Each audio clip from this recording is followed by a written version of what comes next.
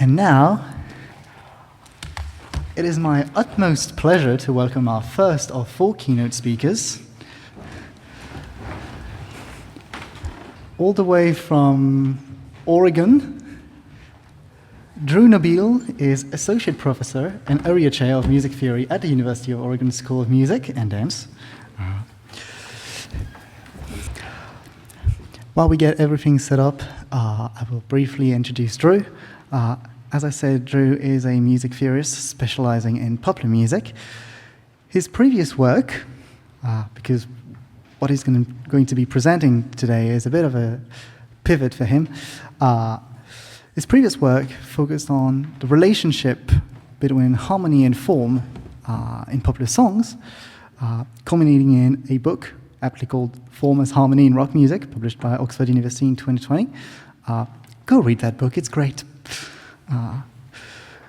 And that book received the Emerging Scholar Award from the Society for Music Theory in 2021. Moving on from harmony, Drew is now focusing on the voice, again, in its interaction with form, in a second book project, which for now, it may be a working title or a final title, I don't know, titled Voicing Form in Rock and Pop, 1991-2020, and I'm sure Drew will have some words to say about this specific choice of dates as well.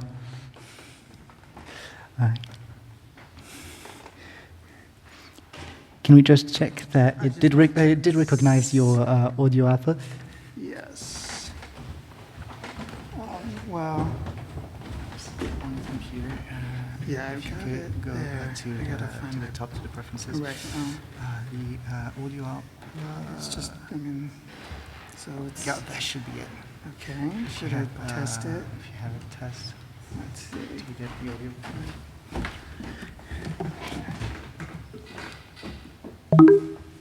Let's just try this. Well, that. You need to be in presentation That- mode. Yeah. I don't want to give it away. What's going on?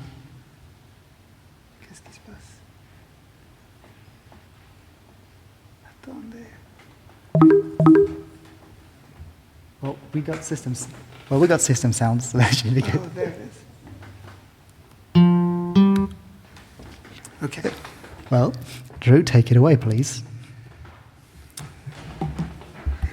Okay, so hello and thank you, everyone. Thank you, Antoine, for inviting me.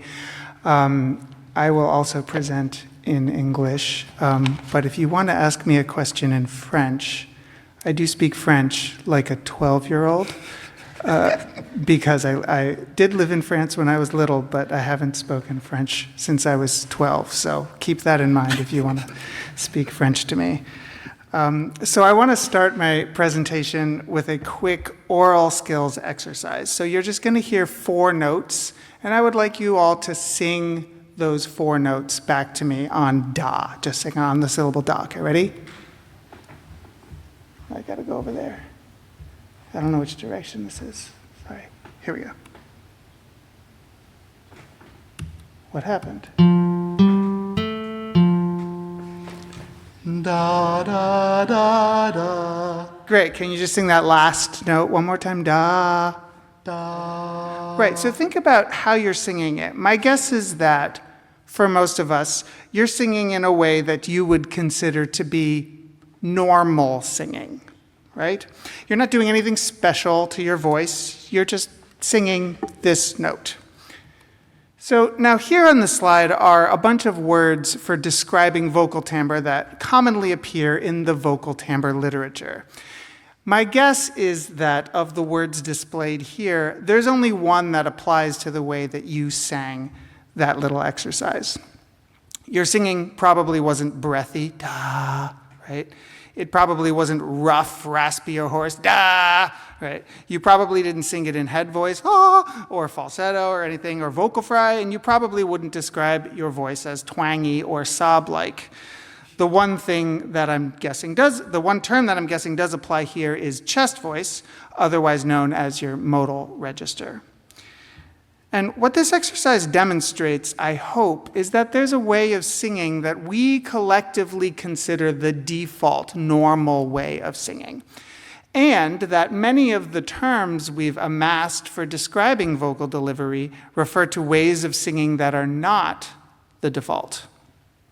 Put in terms familiar to music scholars, we have certain ways of singing that are unmarked, where it doesn't really mean anything in particular that we're singing that way, and other ways of singing that are marked, where we have to actively decide to sing that way, and therefore singing that way carries some sort of significance. Let me give you another example here of a very non-default way of singing.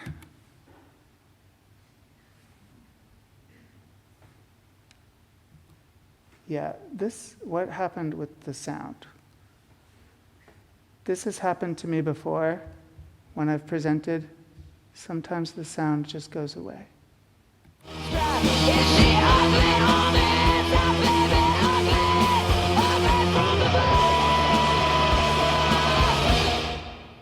Is that loud enough? No, I don't know. I can't. I don't have a volume here. Is there a volume somewhere else that we can turn it up? No. I don't know. Back there. Jérémy, est-ce qu'on pourrait avoir les exemples sonores plus forts tout à l'heure? It was a joke? Oh, okay. Well, maybe it was. All right. All right. So if you were to try to sing like Courtney Love here, you'd have to, do something to your voice, right? You'd have to squeeze something, hold something, bunch up your throat, right? Now, it's unlikely that even if you did that, the sound you would produce would sound exactly like Courtney Love, right? Nobody's going to mistake your voice for hers. And the differences in your two sounds would be clearly identifiable on, say, a spectrogram or in a listener's metaphorical description. Nevertheless, you can still be delivering the song in the same way, meaning you're doing the same thing with your voices, even if the sounds that result are wildly different.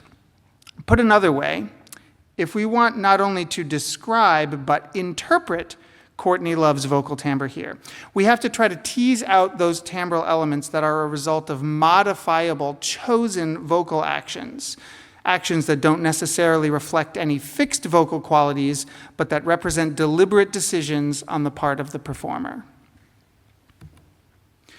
So in my talk today, I present what I hope is a straightforward, accessible methodology for interpreting such aspects of vocal timbre in popular songs.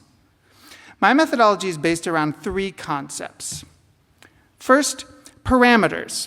We can separate vocal delivery into a set of parameters, ones that we can distinguish orally and also control individually when we sing. Four of the main such parameters are vocal register, noisiness, resonance, and pitch range. This set of parameters draws heavily on Victoria Malawey's 2020 book, as well as Kate Heidemann's famous 2016 article and other general work in voice science. Number two, markedness. Within each of these parameters, there's one possible value that is unmarked, corresponding to the default mode of delivery, plus one or two possible marked values corresponding to non-default modes of delivery. Those of you familiar with Megan Lavengood's work on 1980s synth timbres will recognize her influence on my methodology here. Her methodology similarly separates timbre into individual parameters with marked and unmarked values. And, there they are. Forgot to do that. And intensity. Instead of a simple unmarked marked binary, each marked value is labeled as either high intensity or low intensity in relation to the unmarked value, which by default has a neutral intensity level. Intensity levels are based on physiology and sonic energy. So in terms of physiology, a marked value has high intensity if it results from more muscle tension than the unmarked value. And it has low intensity if it results from more relaxed muscles than the unmarked value. And in terms of sonic energy, higher intensity comes from a higher relative amplitudes of higher frequency overtones and or higher prominence of non-pitched frequencies in addition to the harmonic overtones, i.e. noise.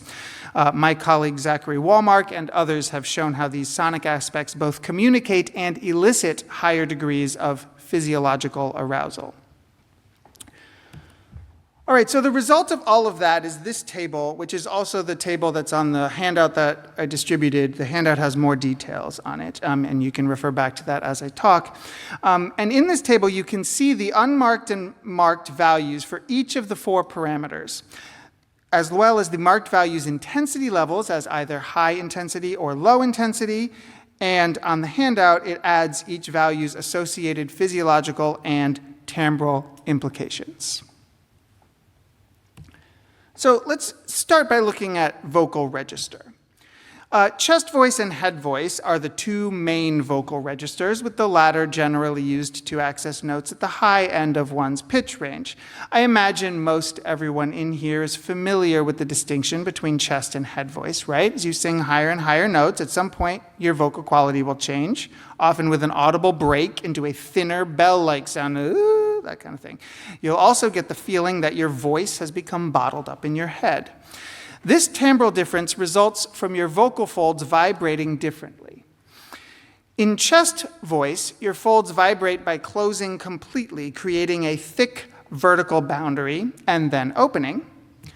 The vocalis muscle, which runs front to back along the vocal fold, is tensed, which is what makes the fold vertically thick. In head voice, on the other hand, the folds close only partially, creating a thinner vertical boundary. This thinner boundary arises because to reach those higher notes, we disengage the vocalis muscle. The thinner point of contact between the vocal folds creates less vibrating through the rib cage area, so the sympathetic vibrations in head voice are thus felt mostly above the vocal folds, i.e. in the head, hence head voice. In popular music, chest voice is the default mode of delivery. Most singers use chest voice most of the time. In other words, chest voice is unmarked. Head voice, on the other hand, is used much more sparingly. As such, its use is marked, carrying significance as a non-normative vocal element. Probably the most common way singers use head voice is to accentuate individual notes within an overall chest voice delivery, often as a signal of vocal virtuosity, highlighting a singer's confidence hopping over the register boundary. Consider, for instance, Jason Mraz's coy flips to head voice on local high points me and. Those are the lyrics, me and, in the second verse of I'm Yours. So it might not play. Yeah, so I just have to do this every time I play something, which is annoying. And I don't know why, but it always happens. Well, open up your mind and see like me. Open up your plans and damn, you're free. Right. Or we have Adele's playful slips into head voice in Rolling in the Deep. There's a fire starting in my heart, reaching a fever pitch and it's bringing me out the dark. Finally, I can see you crystal clear. Go ahead and sell me out and I'll lay your ship bare. To create sonic growth through repetition, singers often deliver the first iteration of a section or passage in head voice before delivering it in the fuller, unmarked chest voice the second time through. And This is head voice. will always love you. And Second time through, chest voice. I will always love you.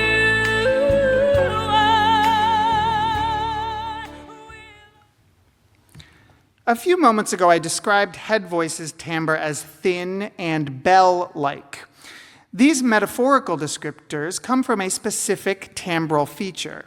Head voice's sonic activity is largely concentrated around the fundamental and first overtone, with much lower amplitudes in its higher overtones, whereas chest voice has more consistent activity throughout its overtone series. Compare the two spectrograms shown on the slide here, which show those two choruses we just heard from Whitney Houston's I Will Always Love You. In the spectrogram of head voice, the fundamental and first overtone are very clear, but higher overtones are much fainter, indicating much lower amplitudes than the fundamental. By contrast, the spectrogram of Houston's chest voice shows all overtones quite clearly. This view goes up to 10 kilohertz. To visualize this differently, these graphs flatten the time aspect and show the spectral envelopes of the first syllable I from each chorus. And you can clearly see many more spikes, right, in the bottom one, representing the audible overtones, as opposed to the head voice spectrum. With spectral concentration in the sound's lower frequencies, plus a physiological basis in a relaxed vocalis muscle, head voice projects lower intensity than its unmarked counterpoint, chest voice. So, phonation, which is the process of making vocal sound, requires precise synchronization between air pressure coming up from the lungs and lateral muscular pressure holding the vocal folds together. Hold the vocal folds too loosely, and the air will simply flow through without creating vibrations, as when you breathe. Hold them too tightly, and no air will get through at all, a situation known as thoracic fixation. Right, you can stop the air, right? So there are two primary muscular actions that bring together or adduct the vocal folds to enable phonation. So this is what the vocal folds look like when we breathe normally. This is looking down from the top, right? A quasi-triangular opening called the glottis allows air to flow freely between the two folds. Tensing our lateral cricoarytenoid muscles will rotate the arytenoids to bring the vocal ligaments together. Ready? This rotation closes most of the glottis, but leaves a small opening in the back between the arytenoids. The result is that airflow is somewhat constricted, but nothing is vibrating yet, so there's no phonation. This is generally the position we use for whispering. So to close the back portion of the glottis, we engage our interarytenoid muscles to pull together the backs of the arytenoids. Right. There you go. With the vocal folds now in contact with one another, airflow can create the vibrations necessary for phonation. Most of our regular vocalization in speech or song arises when airflow and muscular tension are maximally aligned to create smooth, regular vibrations, with the glottis closing completely on each vibration. If we slightly relax the adducting muscles, though, some air will flow through the back part of the glottis continuously, as when we whisper, but the front part will continue to vibrate, as in phonation. This is breathy phonation, and such breathy phonation involves audible breath noise alongside the pitched vocal sound. And I'm going to just do this because it's going to happen again. But we have two examples of breathiness. You know what breathiness sounds like, but it's always good to listen to music.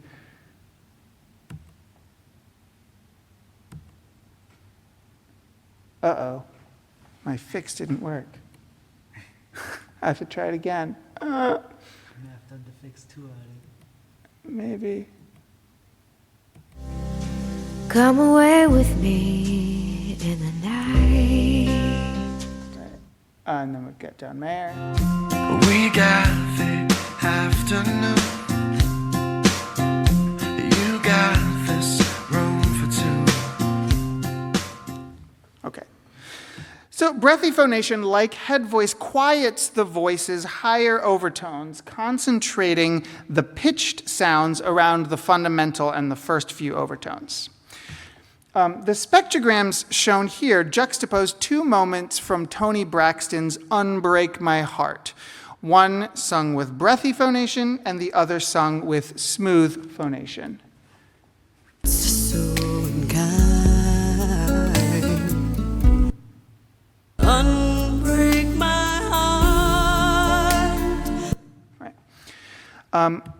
Overtones above 1600 hertz are barely visible on the left spectrogram, that's the breathy one, while overtones up to 9000 hertz and beyond are clearly visible on the right spectrogram when she's singing smooth phonation.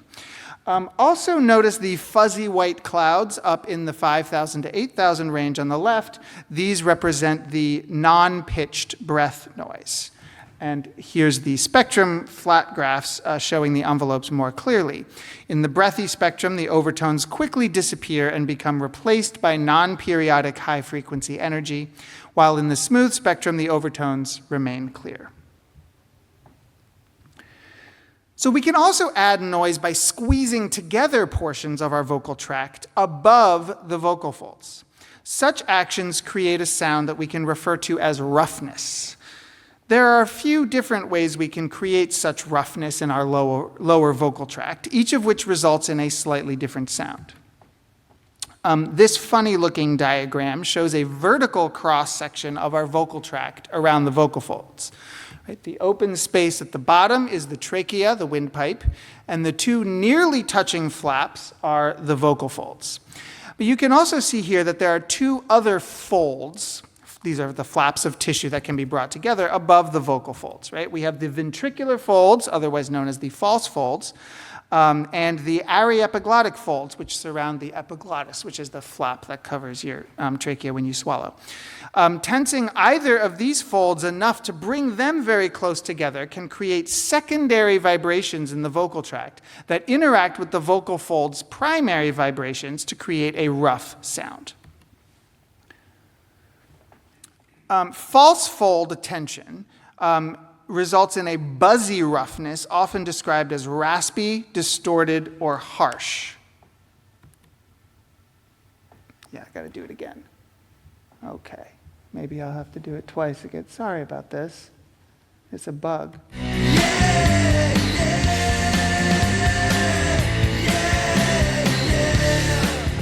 Take from my hand, put in your hands, the fruit of all my grief. At night I can't sleep, we living in hell. First they give us the work, then they throw us in jail. Right, so that's raspiness. If we instead tense the aryepiglottic folds, that squeezes the higher part of the larynx and results in a deeper roughness akin to a grunt. I had a good home, but I left. I had a good home, but I left. Right, deaf. That big fucking bomb made me deaf. This grunt-like roughness is, of course, the hallmark sound of death metal. When I was born, the seed was sown. I will not obey, my life is my own. Yeah, you know that song. Okay, and then a third way of creating rough secondary vibrations is to lower the epiglottis, that's the flap that covers our trachea when we swallow, so that it vibrates against the arytenoids. That's the cartilage at the back of our vocal folds, right? This here is the side view of the larynx, showing the epiglottis dangling above the vocal folds, as it normally does when we speak. If we lower the epiglottis just enough so that it vibrates against the arytenoids, but not so much that it cuts off the airflow, we can get a type of rough sound called a growl.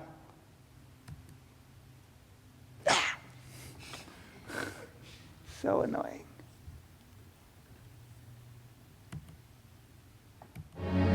One of these mornings,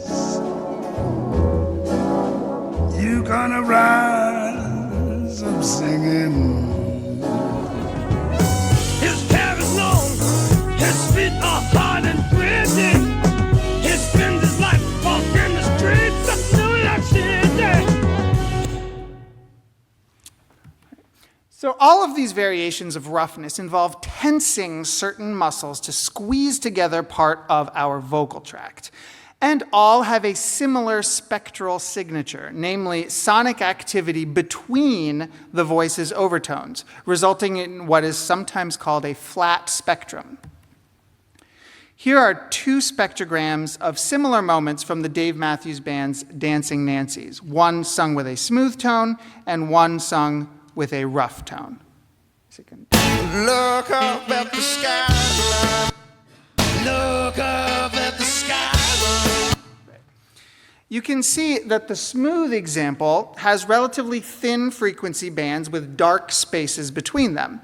But in the rough example, we have thicker, fuzzier bands with brighter spaces in between, reflecting the noisy, non-pitched sounds around the pitch's overtones. And again, here's the two-dimensional spectrum view of an isolated moment in there. You can see the little extra peaks in between the big peaks. That's the roughness coming in, right?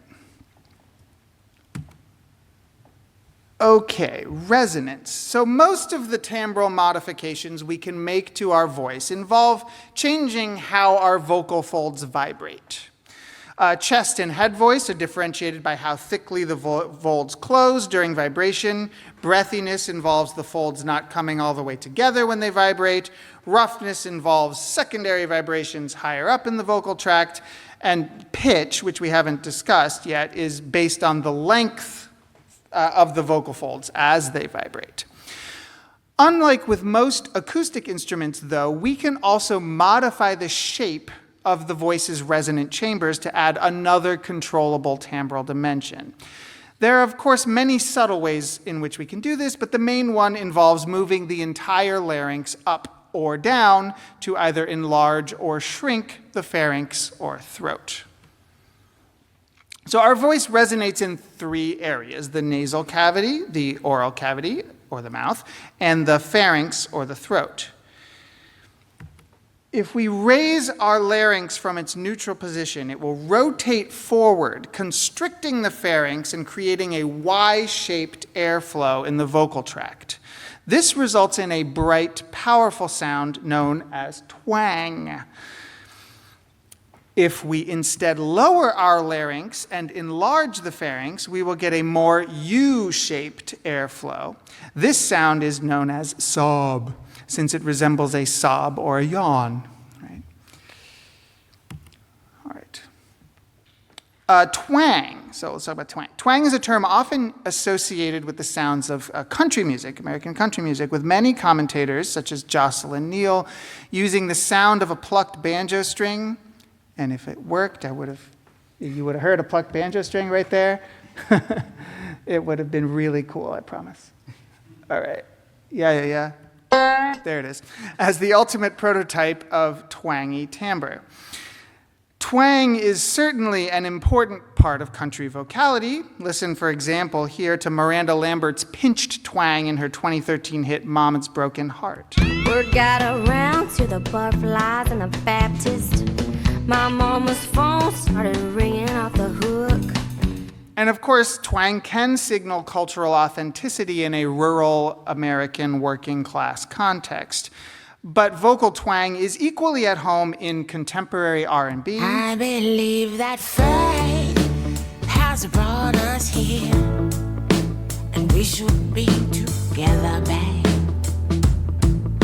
Or 90s alternative rock.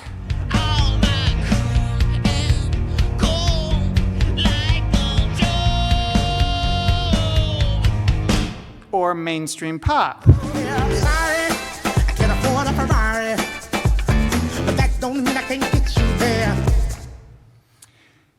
In all four of these examples, we can perceive a bright, almost whiny sound that many have described as nasal, cackling, brassy, etc. And as shown in these spectra, which graph the four moments we just heard, twang is characterized by a sonic peak around 2,000 to 3,000 hertz, with an overall up-down spectral envelope. The 2,000 to 3,000 hertz frequency range, as we heard earlier, corresponds roughly to what is known in classical pedagogy as the singer's formant, which helps a voice's sound carry over an orchestra.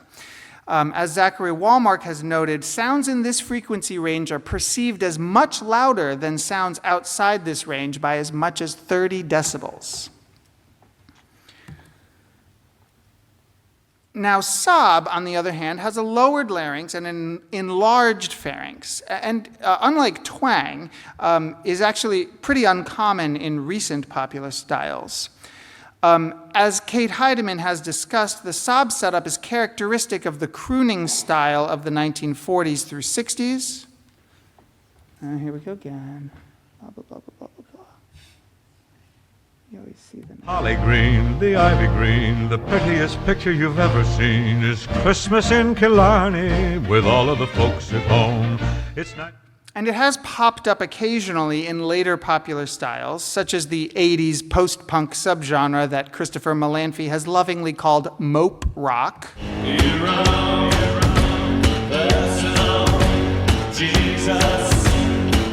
Or in 90s R&B and soft rock. I don't need your sympathy. Sob singing projects lower intensity than twangy or neutral singing because of both its physiological implications and its specific timbral features. Lowering one's larynx involves relaxing its suspensory muscles and generally involves a more relaxed posture. Singing with a lowered larynx also sounds a bit like a yawn, right, evoking tiredness or boredom. Sonically speaking, the sob setup boosts the voice's low-frequency resonance while offering less of a boost to its higher frequencies, which accounts for sob's relatively dark timbre. Here are the spectrum graphs of 4 isolated moments from 90s artists using sob setup. All 4 show an overall descending spectral envelope, kind of a little bumpy staircase, with the fundamental frequency louder than all overtones. And I'll do this again.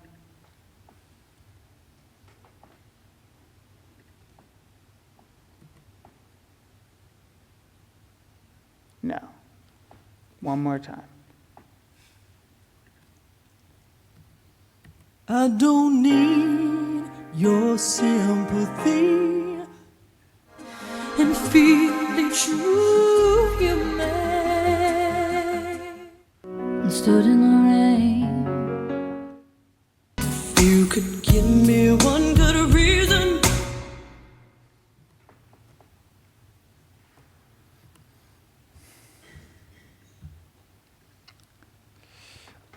In the interest of time, I'm not going to say much about pitch, which is the 4th parameter, other than just to point out that a higher pitch range raises the voice's intensity level, and a lower pitch range lowers that intensity level. And pitch, I understand, it's not always considered a timbral element. So the way that I consider it a timbral element is that in conjunction with some of these other timbral aspects, it changes certain aspects. So for example, if you take a neutral chest voice and you add some twang and you raise the pitch level to a high pitch level, you get the high intensity delivery known as belt. It's like I have like 30 seconds to go. She goes higher.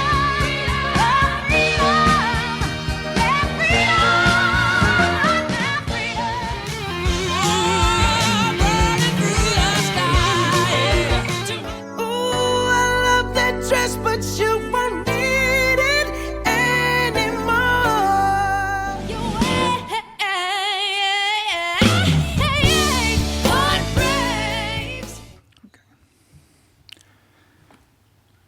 All right, that was a quick rundown of those vocal, maybe not so quick, of those vocal parameters and their physiological and timbral associations. But characterizing vocal sound within these parameters is not, in itself, an analytical interpretation. Interpreting vocal timbre is, frankly, quite difficult. Wouldn't it be nice if we music theorists, with our innate desire to systematize, could say things like roughness means this and twang means that, right? But that's obviously not how it works. Vocal timbre's meaning is always filtered through its context, through the singer's identity, the song's lyrics, genre, intertextual reference, and so on. Victoria Malawey's book, which is an incredible encyclopedia of vocal terms and their hermeneutic associations, kind of shows what happens when we try to generalize vocal timbre's extra musical significance. For instance, Malawey summarizes the array of meanings commentators have ascribed to roughness as, quote, ranging from sexual excitement, bodily arousal, exertion, and sensuality to assertiveness, to affection and love, anger, sadness, and happy weeping. Similarly, Crystal Spreadborough explains that breathiness can be either pleasant or unpleasant, either tense or lax, or either awake or tired. But at the same time, it's not quite right to say that vocal timbre's meaning is entirely context dependent. I can't think of anyone who has interpreted vocal roughness as, say, intimate or soothing. Rather, these vocal features carry general stylistic associations that become more specific when placed in the context of a specific song. To use Robert Hatton's terminology, stylistic correlations guide strategic interpretations. And this is where our table of parameters, markedness values, and intensity levels comes in. My overall claim here is that this table represents our stylistic correlations, the general significance vocal timbre carries regardless of context. A vocal element's markedness value identifies whether it has the potential for hermeneutic significance.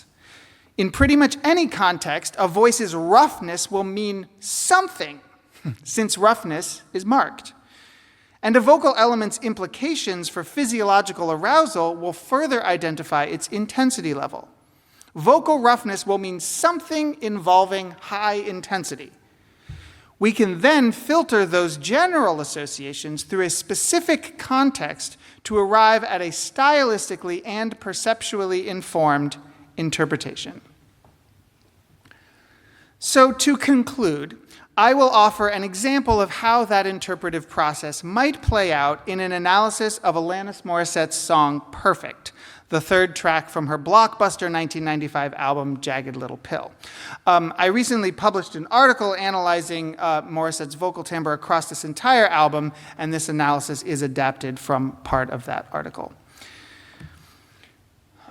So this song's lyrics explore the psychological effects of excessive parental pressure, told through the first-person perspective of the toxic parent.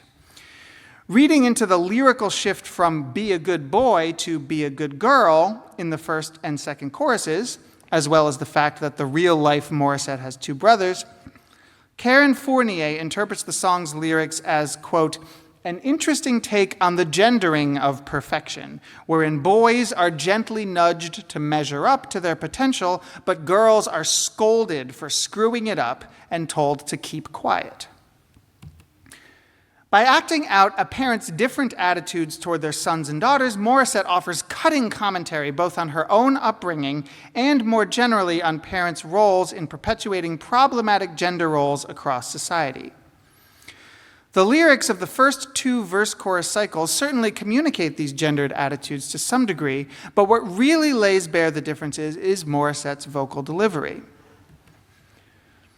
Morissette delivers the first verse and chorus with breathy phonation, smoothly shifting between chest and head voice following the melodic contour. I gotta do this. Ugh.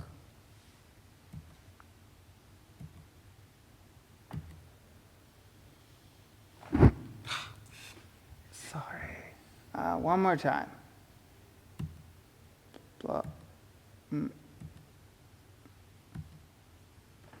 Sometimes it's never quite enough. If you're flawless, then you're in my love. In the second verse and chorus, when the accompanimental texture shifts from guitars and shakers to a full band, Morissette removes her breathiness and raises her larynx to create twang. How long before you screw it up? And how many times do I have to tell you to hurry up? In other words, Morissette's first verse-chorus cycle, the one directed toward the good boy, uses vocal qualities marked as low intensity, but the second cycle, directed toward the good girl, uses qualities marked as high intensity. Through these contrasting vocal styles, Morissette's parent character communicates submissiveness toward their son and dominance over their daughter. As we previously saw, high-intensity vocal delivery is characterized by louder, higher overtones than the low-intensity delivery, which we can see in these spectra of the syllable nuff from the song's opening line, Never quite enough. and the syllable up from the equivalent moment in the second verse. For you screw it up. The difference is akin to the parent character sonically shrinking themselves in order to make the boy feel big, but sonically dominating in order to make the girl feel small. A striking moment in the second verse occurs when the parent character directs the good girl to keep quiet. On this line, Morissette demonstrates keeping quiet by falling into a breathy head voice, abruptly quieting her voice's higher frequencies. The least you can do is keep quiet. If we listen only to the higher frequencies of these passages, so I've cut out everything below 2 kilohertz, which is around C7, we can hear the voice disappear from that higher frequency range on Keep Quiet, though the rest of the texture remains audible. The only remnant of the voice is the high frequency breath noise, so that you're going to hear it without the low frequencies. The voice is going to disappear except for that breath.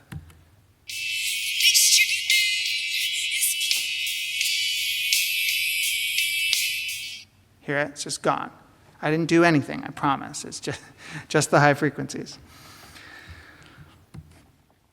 In the song's bridge, which is also the narrative climax, the parent character turns toward introspection, reflecting on their own psychological baggage underlying the need to control their children. The line, compared to him, compared to her, highlights that the different gendered attitudes come from the same internal struggle and ultimately have a similar detrimental effect on both sons and daughters. Morissette sings this bridge in a high-pitched, twangy chest voice, affecting her highest intensity marked delivery of the song. This intense delivery adds a cutting sense of tension to this moment of self-awareness, as if this tortured parent is forcing air through their vocal tract to pretend at control, when the reality is they are internally unhinged. Okay, hopefully this is the last one.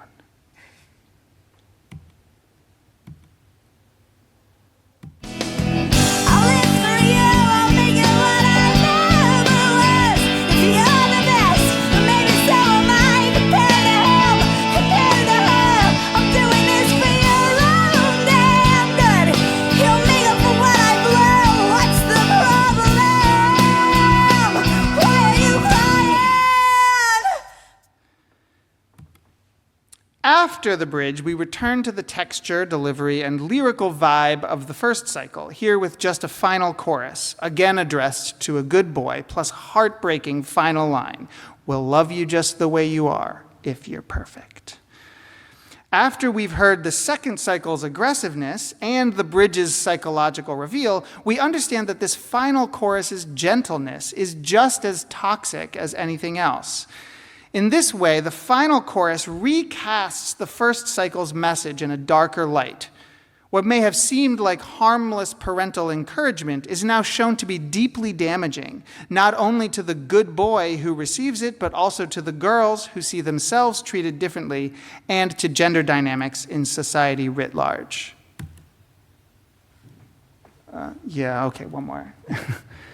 It's just the last line, and then I promise I'm done. Well, I have a conclusion. We'll love you just the way you are. If you're perfect.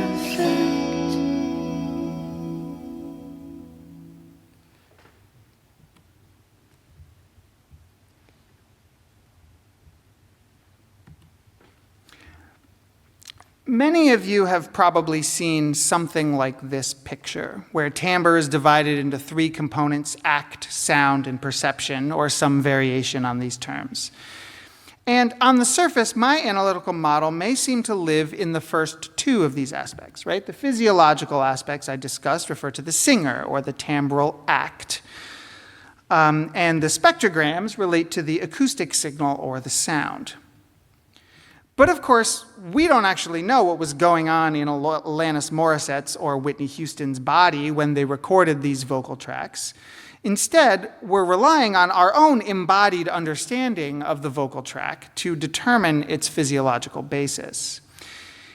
In other words, the three-part system is more of a circle than a straight line.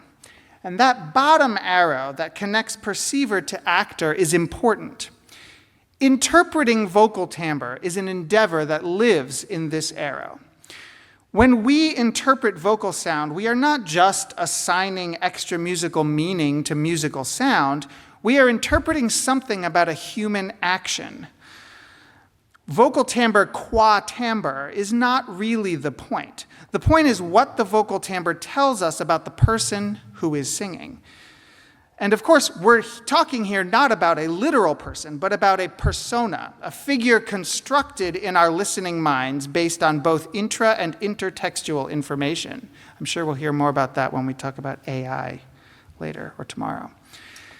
And this is where I need to acknowledge that there's, of course, a lot more nuance to vocal timbre than this model that I've outlined today, right? I haven't even mentioned vocal fry, whistle tone, mixed voice, pressed phonation, nasality, etc. And I'll again point you to Victoria Malawey's book for a deep dive into all those terms and their various uses in the literature. My model is intended as a way into more nuanced interpretation, a way to avoid flying blind in the hermeneutic ether, a way to ground our interpretations with systematic, broadly applicable terminology, one that is accessible enough for undergraduate non-majors, but robust enough for professional musicologists and theorists. So with that, I welcome your thoughts, and I'm excited for our discussion. Thank you.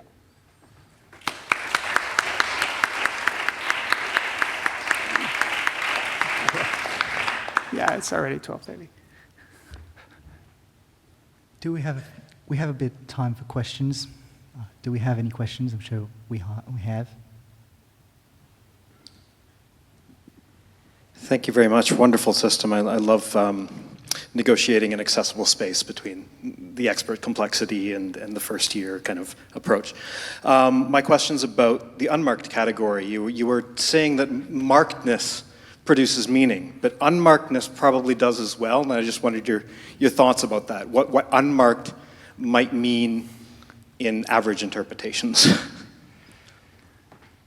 It's a good question, and I mean my simple answer that I would normally give is that actually unmarked timbres do not have inherent meaning. That's kind of the idea behind markedness. Now, markedness, of course, gets more complex as you stop going from basically style level, the general popular music style level, to genre, right? So something that is unmarked because when we just sing those four notes that I played you, doesn't have any meaning. If I go da, if you're hearing that in death metal, then that becomes marked because the norm is that rough growl sound. So there sometimes can carry meaning in a specific context when someone decides not to use the marked timbres that we would expect, perhaps like, if Bob Dylan sings in tune, that's, very meaningful because he doesn't usually sing in tune, though. That was a little bit of a joke, but I think that one of the catalysts for this project was I taught a class for non-majors at our honors college at Oregon. And, I just, all the terms and everything. And I got a lot of midterm papers that were like, Kesha sings in chest voice here, and that means that she is sad about this relationship. And I was like, no, singing in chest voice doesn't mean anything. If something means something, it's something else that you're picking up on, right? So the quick answer, in summary, unmarked values don't mean anything don't mean anything in particular unless they are marked at a more specific genre level. Yeah, thanks for that question.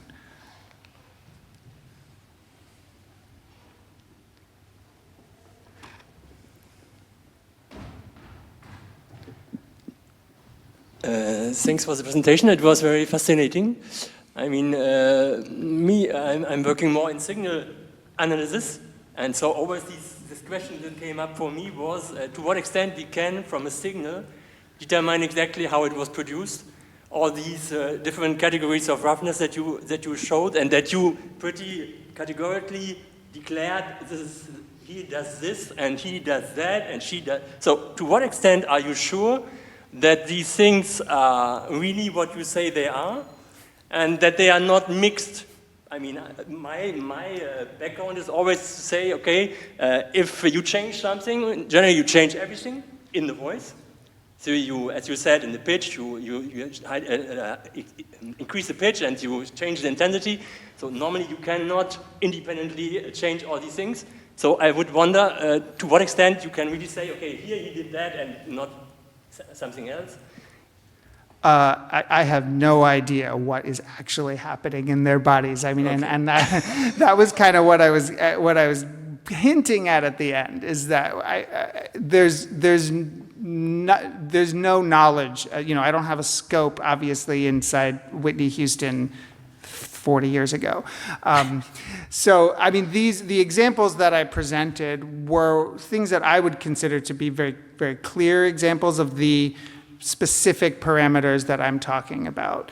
And, I mean, I tend to kind of hedge my thoughts on this by talking about embodiment, which I didn't have time to get into, but the idea is that this is that bottom arrow of perceiver to singer. This is we are hearing a sound. So the sound comes first, it goes into our brain, we have a certain reaction to that, and we both kind of physiologically mimic what we think is happening in this kind of unseen persona who's singing this voice that we're hearing.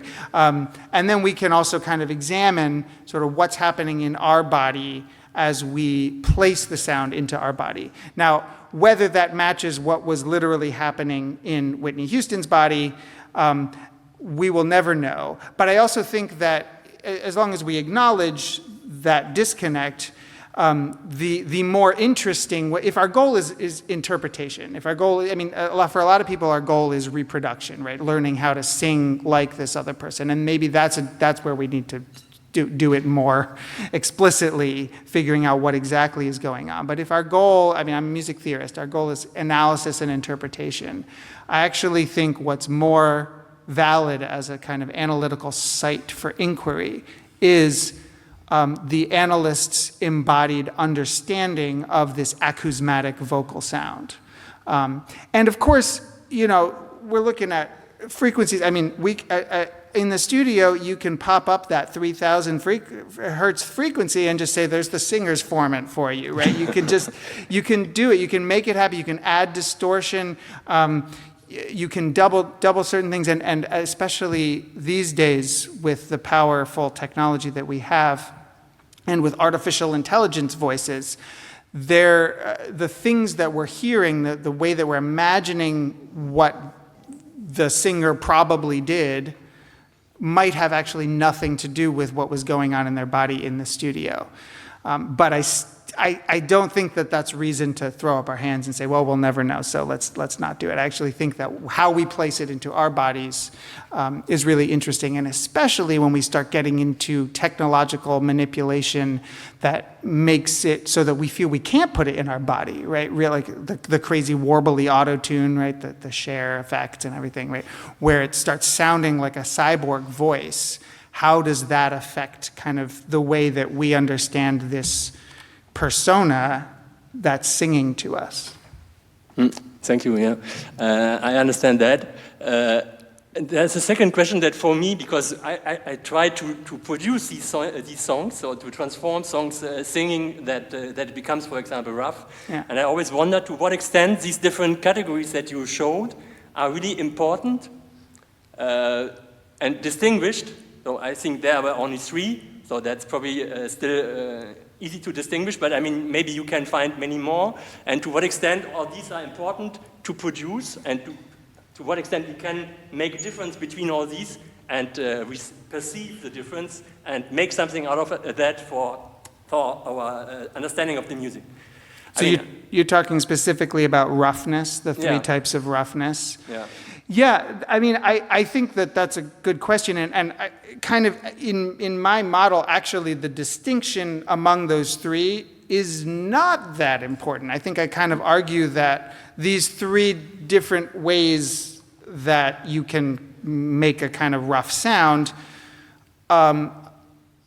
all fall under a similar category. We're squeezing something above the vocal tract to create this kind of distortion sound.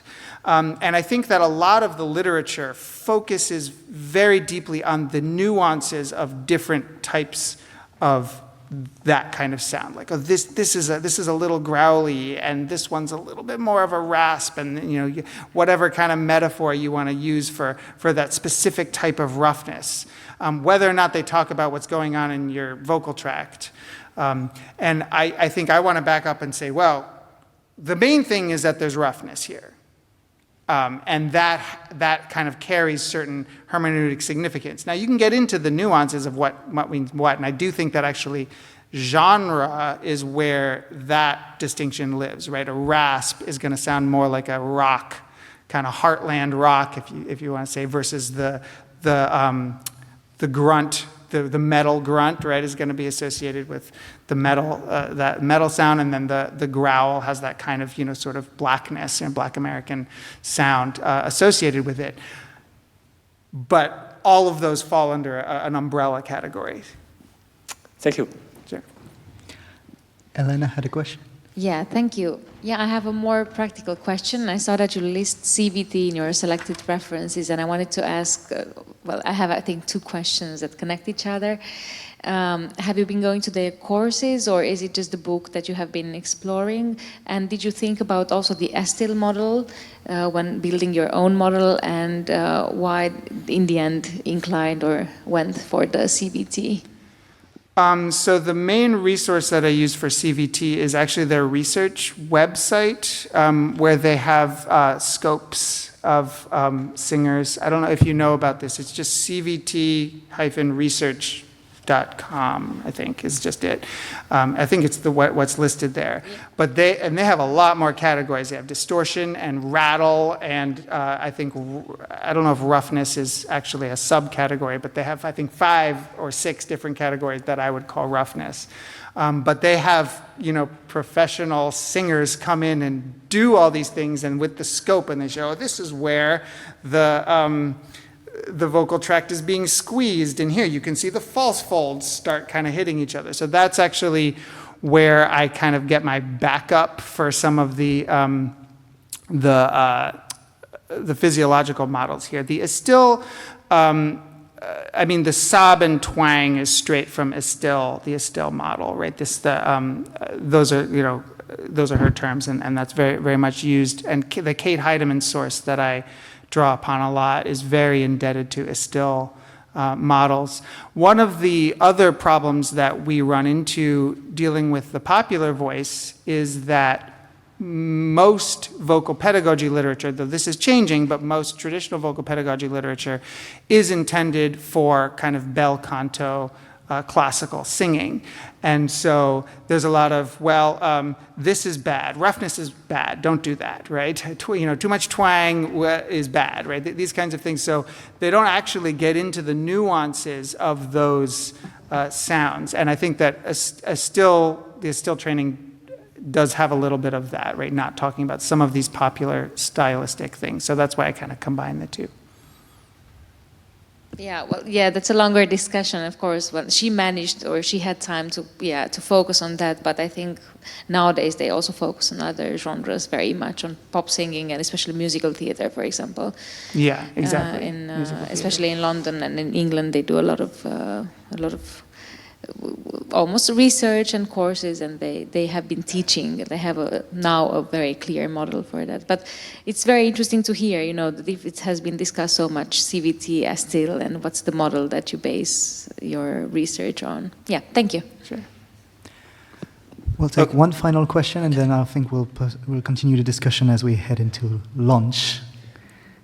Forgive me if this question's a little awkward, because I was wondering if you could reflect a little on your own vocal timbre, because I love the point you said where you said the point about vocal timbre is what we can tell about the person. And in particular, one of the things about your presenting here is, to my mind, after, you know, coming from North America and working in England for a couple of years, your presentation style feels very marked, whereas it wouldn't, I think, in the United States. It feels emblematic of music theory in North America. It feels, and maybe I'm answering the question a little, and so it's almost like, what do you think? But it feels like you're preparing for somebody to come at you, and like that you are getting, in a combative way, getting ready to disagree or correct, or, you know.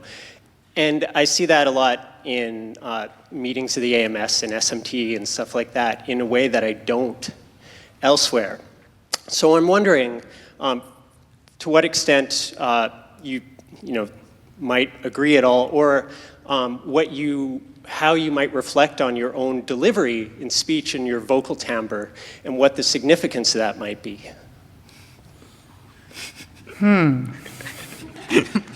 Well, I hope I wasn't coming off as combative, and I'm sorry if I did.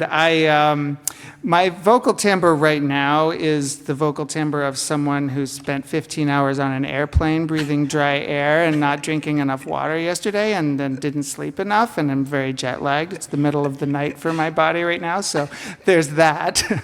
And of course the audio stuff, you know, which I totally understand. Yeah. It's an interesting kind of meta-analysis of getting up here. I mean, I'm also very aware that I'm not a singer. I actually think that, well, there are ways in which the fact that I'm not a singer makes me unable to do things in my analysis, but I think it also enables me to do some things that singers might not necessarily do. You know, trying to generalize, I think, is that's what I was kind of getting at.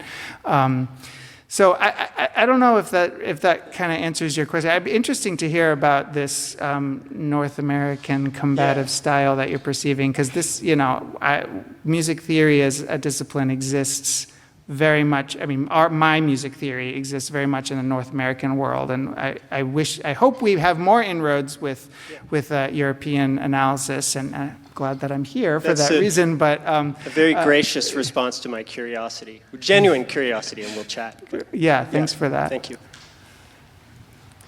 And we had what is probably going to be the best answer any speaker is going to give to a question during this conference. That you started with. Yeah, okay. With this, I think we can head into lunch break here.